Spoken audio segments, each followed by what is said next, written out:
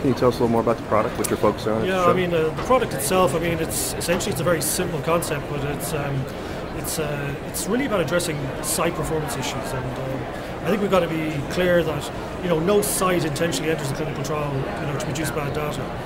But you've also got to look at the changing investigator landscape, the globalization of clinical trials, the complexity of protocols today, there's increased procedures, the frequency of procedures, and all that adds to a very complex, very burdensome load on top of sites in terms of the time it takes to conduct a clinical trial, but also the potential for error, the potential to maybe difficulties in recruiting patients. And so really the idea of Firecrest was to approach it from the site's perspective.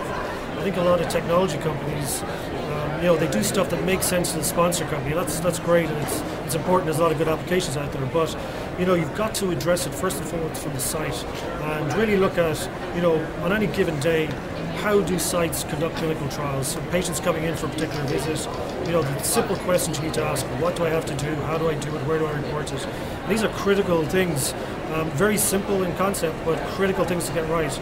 And really, you look at sort of the consistency and the compliance across a global study and how difficult that is to achieve.